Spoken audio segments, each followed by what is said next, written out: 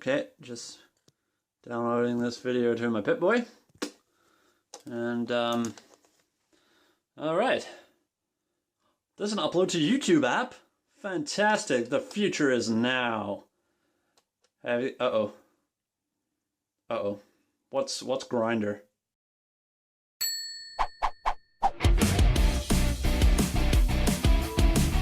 Hello again, you ravenous pack of feral ghouls. I'm Ryan, your host of The Toast, and it's been a long time coming, over 200 years in fact, but it's time to review Fallout 4. Now, I was in Mexico when this game came out, so I got started a little late, but frankly, for me, that just built up the anticipation. That wasn't always the case. When I first started Fallout 1, I think Fallout 3, I had no idea what I was in for. Now, I always loved Fallout much better than Skyrim or any of the Elder Scrolls thing, because it's just much more relatable, because it parallels real history and you can kind of follow along. In the Elder Scrolls series, it's all like the ancient wizard Gandor summoned the evil Pyron and plunged the world into another age of darkness. It's just totally unrelatable, and you see one high fantasy thing, you've seen them all. Basically, The Simpsons got it right. The answer for everything is a wizard did it. So there's no basis to follow any kind of story. I mean, I guess that's kind of the appeal, is you can just fly away into this high fantasy and it's completely devoid from your world. But with Fallout, you know everything that's in this world, even though it's a bit dated. But that's another great thing about it, the retro future aspect. The style is amazing. Robots, laser blasters, fins on cars. It conveys the idea of an alternate timeline perfectly. And Fallout has done a great job building a history and building this massive world. It's big. I mean, the map itself, in-game, is huge. And you can even go beyond the map.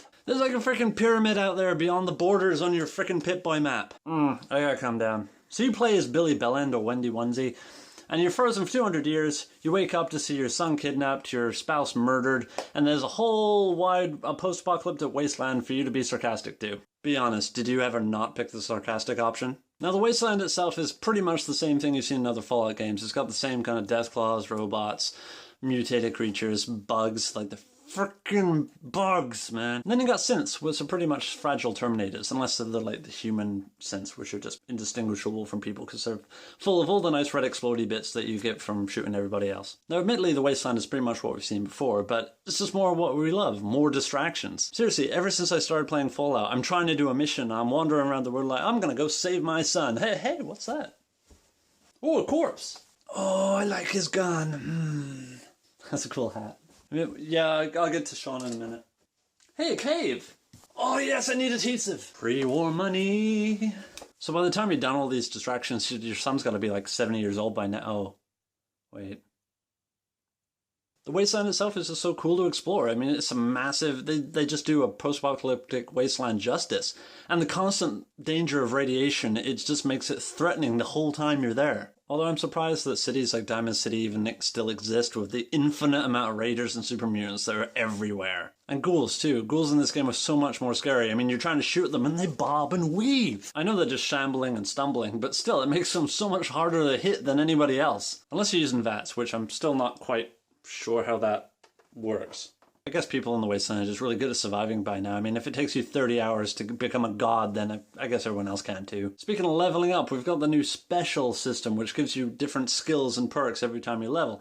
And I gotta admit, it gives you a lot of motivation to level up. You're going through the game and you see the skill tree, and you're like, oh, lockpicking, I need that. Oh, because there's so many locks I need to pick. Oh, I better level up so I can get that. Oh, wait, but once you leveled up, then you find another skill you want, like, you know what, my sneak could really use some tweaking, so maybe I'll get that. Oh, hello, bloody mess perk. Oh, aren't you pretty? So you're really spoiled for choice, and unless you're going to play this thing till you're level 250 or something, you're not going to get all these. So you have to pick wisely, but it does give you a chance to really build a character that's all your own. And like the other Fallouts, the weird, wacky, zany side quests are really where the game shines. Except for the Minutemen side quests. They can go to hell! Shut up, Preston! If I didn't need your perk, I would leave you in the dust. Same goes for all the other companions. You can have a bunch of different companions in this game, from boring Minutemen to ghouls, to Brothers of Steel, to from sexy androids to super mutants. They've got them all. But really, they're more of a hindrance than anything. The amount of times I was yelling at my companions to get the out of my way. But the great thing is, if you don't want to use a companion, you don't have to use a companion.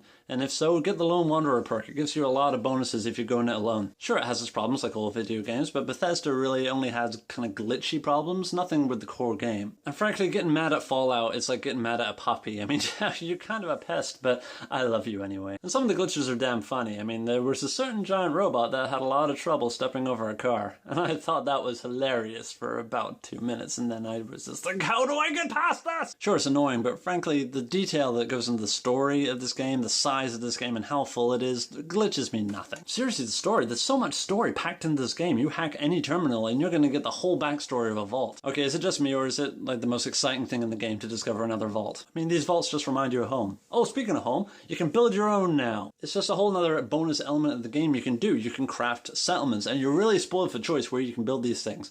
You can build them in like an old town, or a lighthouse, or a freaking castle, and it's completely optional. If you want to play around with the post-apocalyptic Sims, go for it. I built a power armor showroom complete with disco lighting. And on a lower scale, you got your basic crafting, like your weapons and your armor, which again has been in the other games, but it's much more improved with this one. You can really mix and match anything you want. Although as soon as you find some legendary stuff like the Silver Shroud, you're really never going to wear anything else. Well, of course, you will wear power armor. Power armor in this game, again, another thing they've really improved on. It's a separate entity. You climb into a suit of power armor and you're still wearing your regular duds underneath. In previous games, you really had to choose between whether you wanted to wear the clunky old power armor that's going to weigh you down, or your fancy fun outfits, which let you run around and give you all kinds of perks and just look great. In this one, you don't have to choose. You can wear all your fancy duds under your power armor. You just hop right in, hop right out again when you don't want to wear it. Another system they've greatly improved on. Also, how cool is custom paint jobs on your power armor? The other great thing about power armor is it increases your carry weight exponentially. And if you're anything like me, 5 minutes in the game you're over encumbered with all the shit you've picked up. But hey, at least garbage has a purpose now. When companions in the game, and outside of the game, are complaining while you're picking up a desk fan, now you can tell them, because I need screws! Fallout 4 is a great game and deserves a toast.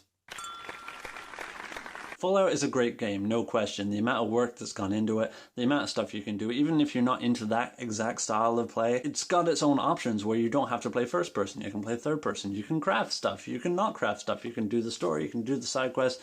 It really doesn't matter. Point is, you're going to have fun with this game, and you're going to keep having fun with it. I'm never going to get tired of Fallout, but you have to move on and play something else. Once I platinum trophy that, I had to say, no, I've got to put it down, We're moving on to Syndicate. The one great thing about Fallout and how Bethesda makes games is, yes, they're kind of samey, but you can always rely that they're going to be there. They're going to be fun, they're going to be enjoyable, they're going to be what you expect. You could almost say that Fallout never changes. But, anyway, thanks for watching my video on Fallout 4. It took me a while to finish this game, but frankly, I know people who started before me and are still playing it. It's just that good. Cheers. I'm gonna be honest, I've only ever used the app like once. Like putting your phone in here and doing stuff. Like, it's just so much easier in the game. I mean, I don't regret not getting it because it's awesome. It's like the coolest thing on my shelf right now. But it was a cool gimmick. That's all it is a gimmick. Pretty, I hope this armor work out.